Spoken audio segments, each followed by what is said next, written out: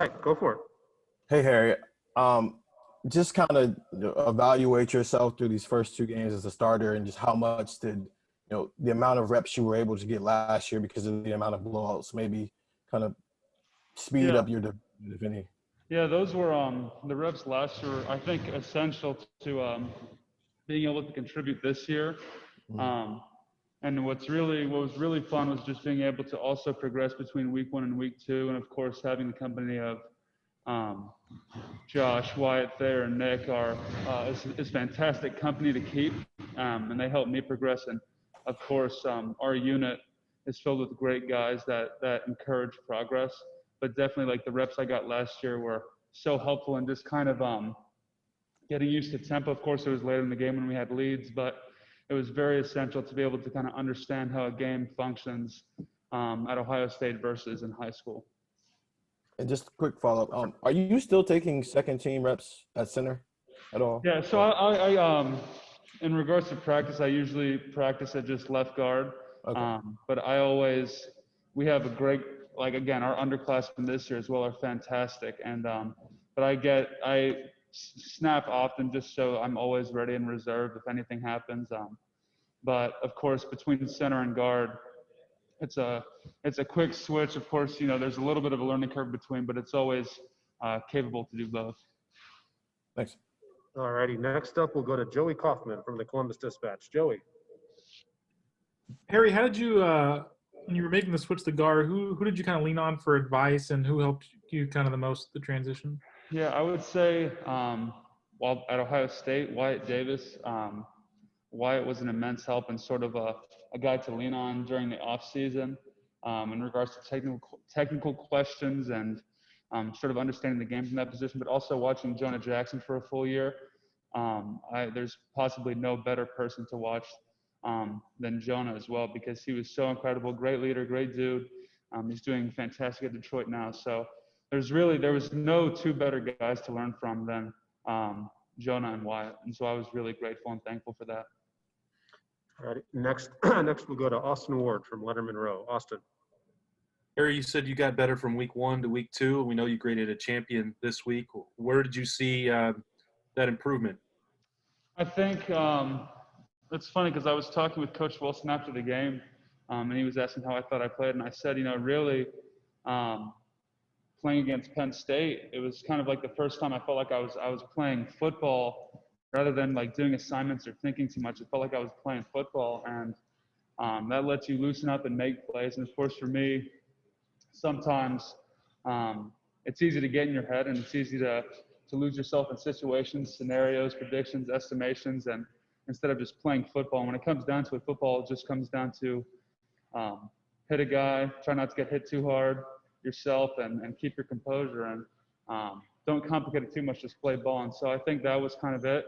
And again, learning behind the line we had last year and with the guys we have this year, they kind of gave me the foundation to be able to just play football and not overcomplicate it. All right, next up is Patrick Murphy, 247 Sports. Patrick. Hey, Harry, are you familiar with the guard center guard transitions of Ohio State in the past? Billy Price, Pat Elflein, those guys?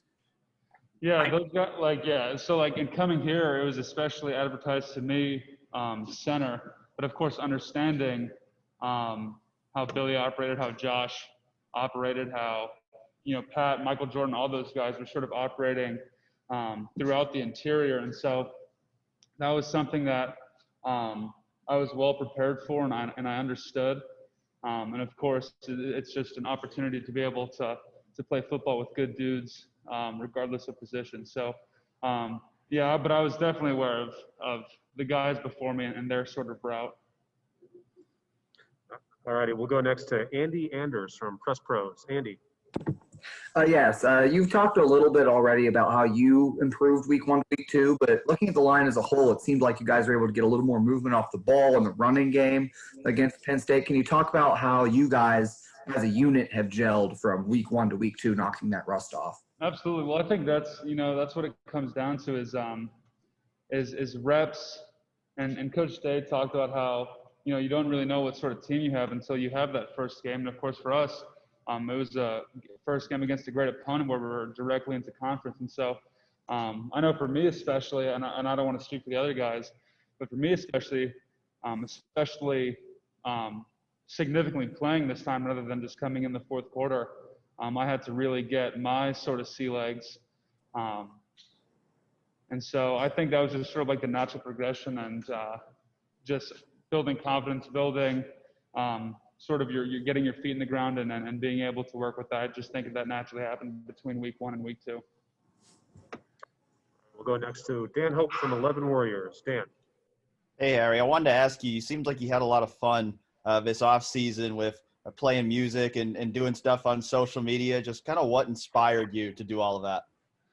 I don't know. I know for me, like I took a big resolution to read more during quarantine. And so like yesterday we had a day off, and I don't want to talk about perhaps non-football stuff in a football environment, but I really wanted to expand in this offseason. I wanted to expand my understanding of things outside of football because I'm passionate.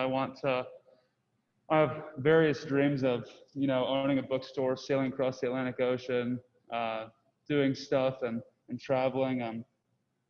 And so that was kind of, and luckily social media, though it can be the sort of a bane towards sincerity and a bane towards authenticity, I wanted to use it as a very natural sort of platform and a natural sort of like a town square of just, I can't really go out and busk on a street corner and play music for, pennies and dimes, but I can kind of go on Twitter and screw around, and some people like it. So it was really fun. I was really happy to do it, and I was glad that people liked it too. Have you been trying to encourage the other guys to read more with you? Absolutely. I've been hoping. I want to start a sort of book club, and hopefully that can become a sort of thing and share ideas with people. I read the Bhagavad Gita yesterday, which is a central text in Eastern philosophy and Hinduism, and I was like, there's nobody to talk to that I know around here, and so I was kind of asking people I've met through engineering, what their thoughts were, but I've always been looking for people to talk with ideas with. Thanks, Harry. All righty, we'll go next to Bill Rabinowitz from the Columbus Dispatch. Bill. Yeah, Harry. First of all, I'm jealous of you as a guitarist because you're much better. Secondly, where does this kind of Renaissance man kind of stuff come from? Does that come from your parents or your, what is it about your upbringing or you that's caused that? I don't know. I know my mother did a great job of raising me. My dad did a great job of getting me into music, and then I had such fantastic teachers to get me into literature, and so that kind of molds all these things. But I spent my childhood reading about great thinkers and great men, and it sort of, I think, becomes exponential when you read about musketeers and you read about great men. A 19-year-old who fought in France, and he fought in England, and then you read about Jim Hawkins going to Treasure Island, and you read about Ishmael and Captain Ahab looking for Moby Dick, and you read things about great men who are well versed in the world and know many things, and you become sort of jealous. I've done a little bit of traveling, but of course I haven't sailed and gone whale hunting, and I haven't been a musketeer in France. But you read great men, and books make you hold the company of great men and great thinkers, and you have very intimate conversations with the greatest thinkers of human history, and it sort of warrants you to check yourself and to improve yourself, and it kind of just makes you very hungry and very anxious to learn more things, because you read the feats and you read the words of great thinkers and you think, what have I done? And it makes you want to be able to share such company as that. And so I think it's very natural that as you look for more, you realize you need to find more, and it sort of never stops. So that's sort of the boat I find myself in. All righty, we'll go next to Nathan Baird from Cleveland.com. Nathan. Hey, Harry, I really don't know how to follow some of that. But I wanted to ask about Nicholas Petit-Frere. We were talking to Kevin Wilson yesterday, and he was talking about how there's kind of a different sort of glimmer in his eye this year from a competitive standpoint. What have you noticed just about what he's bringing to the field this season? Absolutely. I love Nick. And of course, it's always very hard. Nick and I were both second team guys, and it's hard to sort of establish a swagger and a confidence, understanding that, you know, you have a role as a second team guy to support the guys in front of you. And so you're not the guy, you're a guy supporting the guys. And so I think Nick stepped into the new role fabulously, and he's fantastic, and I love him, and he does such a great job. And I think he's not, you know, loud, and he's not crass. He's very calm, and he's very he's just great company to have and a great man to have on the line. But I totally see the confidence that he has, and it's very like charming and reassuring to see that in him.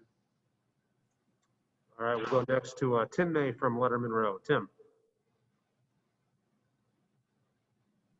Thank you very much, Mike. I don't know where to start here or end, but I was just wondering, Harry, have you found people, or some people, or maybe one person on the team, maybe who's not as learned or as well read as you are, but you consider to be a deep thinker, you know, in that regard? I mean, have you run into anybody like that can share sort of your thoughts?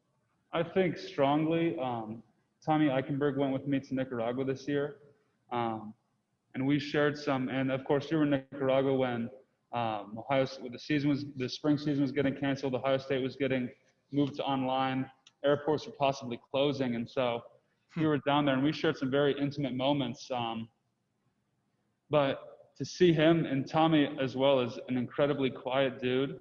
And many people think that he doesn't have a lot to say, but I think he's incredibly profound. And I think that he's, I always think of a little phrase where a wise man said nothing at all.